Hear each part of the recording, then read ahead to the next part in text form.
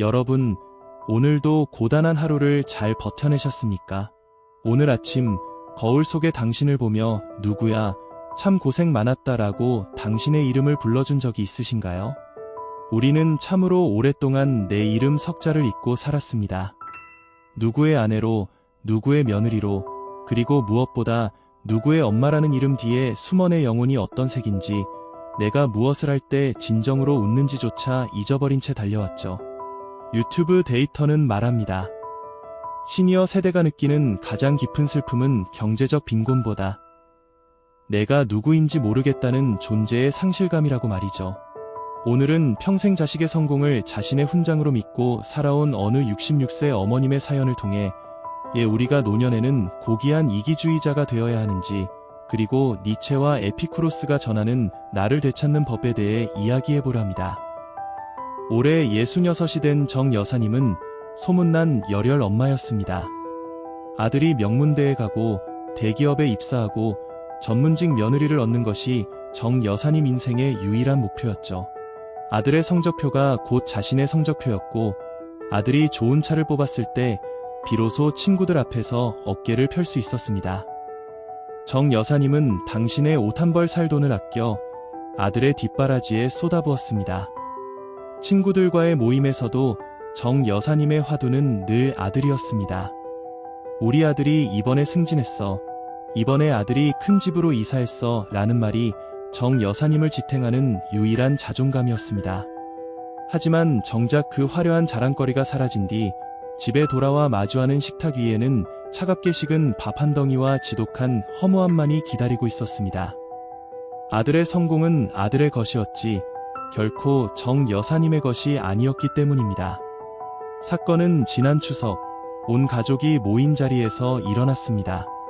초등학생 손주가 숙제를 하다 말고 정 여사님께 물었죠. 할머니는 꿈이 뭐야? 할머니는 나중에 뭐가 되고 싶어? 그 질문에 정 여사님은 아무 대답도 할 수 없었습니다. 아들이 잘 되는 게 꿈이라고 답하려다 문득 그것은 나의 꿈이 아니라 아들의 삶을 구경하는 관객의 마음이라는 것을 깨달았기 때문입니다.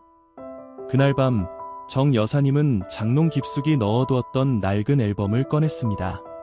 그 속에는 시집 오기 전 그림 그리기를 좋아하던 22살의 박정희가 있었습니다.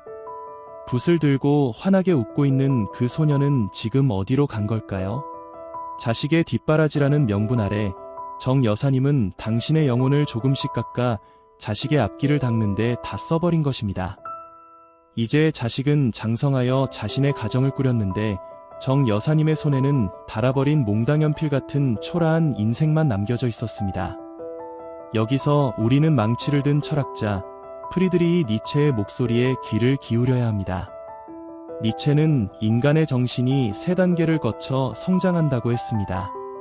첫 번째는 무거운 짐을 지고 견디는 낙타의 단계, 두 번째는 부조리한 세상에 저항하는 사자의 단계, 그리고 마지막은 오직 자신만의 가치를 창조하며 유희하는 아이의 단계입니다. 정 여사님은 평생을 낙타로 사셨습니다. 자식이라는 무거운 짐을 등에 지고 사막을 묵묵히 걸어왔죠. 하지만 니체는 말합니다. 언제까지 낙타로 살 것인가? 이제는 내 인생의 주인이 되어 춤추는 아이가 되어라. 니체의 초인 철학은 타인의 기대나 사회적 역할이 아닌 오직 나의 생명력이 기뻐하는 일을 찾는 것에서 시작됩니다. 이 제2분 24초, 당신의 인생 시계가 황혼을 가리키는 지금, 당신은 여전히 낙타의 등에 짐을 싣고 계시진 않습니까? 니체의 말처럼 이제는 그 짐을 내려놓고 당신만의 놀이를 시작하는 아이가 되어야 할 때입니다. 정 여사님은 다음 날로 동네 문화센터의 유아반에 등록하셨습니다. 아들은 엄마, 그 나이에 힘들게 뭘 배워요. 그냥 집에서 쉬세요 라고 말했지만 정 여사님은 처음으로 아들의 말을 거역했습니다. 아들아, 이건 나를 위한 예의란다. 처음 붓을 잡은 날, 정 여사님은 하얀 캔버스 앞에서 엉엉 울음을 터뜨렸습니다. 40년 만에 마주한 나만의 시간이 너무나 벅찼기 때문입니다. 그림을 그리며 정 여사님은 변하기 시작했습니다. 자식의 연락이 뜸해도 서운해하는 대신 오늘 캔버스에 담을 노을의 색깔을 고민하셨습니다. 친구들에게 아들 자랑을 늘어놓는 대신 자신이 완성한 그림을 보여주며 웃으셨죠. 신기한 건 정 여사님이 당신의 삶을 사랑하기 시작하자 자식들도 어머님을 안쓰러운 부모가 아닌 멋진 예술가로 바라보기 시작했다는 것입니다. 자식의 성공에 기대어 살던 누구의 엄마는 사라지고 오직 자신의 색깔로 세상을 칠하는 박정희가 다시 태어난 것입니다.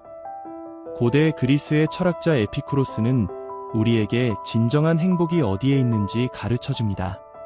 그는 화려한 명성이나 타인의 인정이 아닌 아타락시아, 즉 마음의 평온을 최상의 가치로 꼽았습니다. 에피쿠로스는 제자들과 함께 작은 정원을 가꾸며 말했습니다. 인생에서 가장 큰 행복은 내가 누구인지 알고 내 영혼이 기뻐하는 소박한 즐거움을 누리는 것이다. 에피쿠로스의 눈으로 볼 때 자식의 성공을 나의 행복으로 착각하는 것은 가장 위험한 신기루입니다. 그는 우리에게 조언합니다.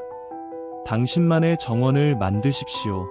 그곳에 당신이 좋아하는 꽃을 심고 당신의 영혼이 쉴 수 있는 의자를 놓으십시오. 정 여사님의 캔버스는 바로 에피쿠로스가 말한 소박한 정원이었습니다. 여러분, 당신의 정원에는 지금 무엇이 심어져 있습니까? 타인의 성공이라는 가짜 꽃 대신 당신이 진정으로 사랑하는 작은 기쁨들을 심으십시오.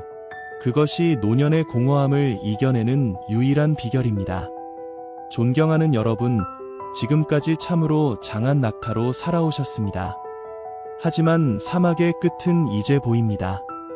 이제는 당신의 등에 지워진 그 무거운 짐들을 하나씩 내려놓으셔도 괜찮습니다. 당신이 자식의 삶을 대신 살아줄 수 없듯 자식도 당신의 행복을 대신 책임져 줄 수 없습니다. 오늘 밤 거울 속에 당신과 눈을 맞추고 가만히 이름을 불러보세요. 정희야, 영수가, 철수야, 그동안 나를 지키느라 참 고생 많았다. 그리고 약속해 주십시오. 남은 생은 타인의 조연이 아닌 당신 인생의 당당한 주인공으로 살아가겠노라고 말이죠. 비로소 당신의 이름을 되찾을 때 당신의 노후는 그 어떤 청춘보다 찬란하고 이염 있게 빛날 것입니다. 지혜의 서재는 당신의 고귀한 홀로서기를, 그리고 당신의 진정한 행복을 온 마음 다해 응원합니다. 오늘도 오롯이 당신으로 충만한 평온한 밤 되십시오. 감사합니다.